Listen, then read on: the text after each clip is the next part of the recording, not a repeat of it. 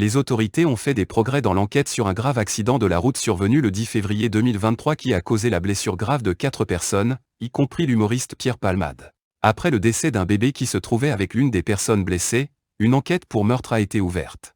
Selon l'article publié le 11 février 2023 dans le journal Le Parisien, les résultats des analyses toxicologiques effectuées sur Pierre Palmade, qui conduisait la voiture ce soir-là, ont été rendus publics. Une véritable tragédie pour les victimes du terrible accident de voiture impliquant Pierre Palmade.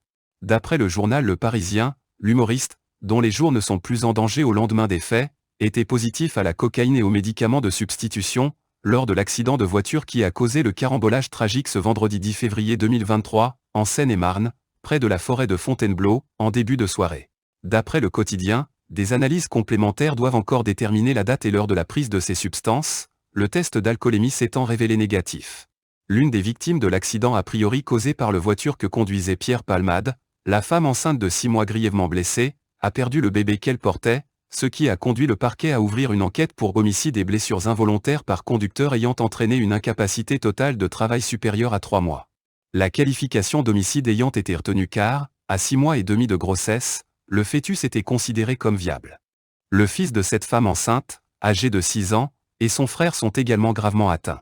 Des témoins auraient aperçu 2 autres personnes âgées environ d'une vingtaine d'années qui auraient pris la fuite après la collision.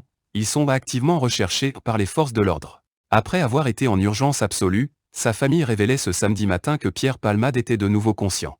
Pierre Palmade a été admis dans un état grave à l'hôpital du Kremlin-Bicêtre, relatait un communiqué de sa famille. Il a été placé en service de réanimation.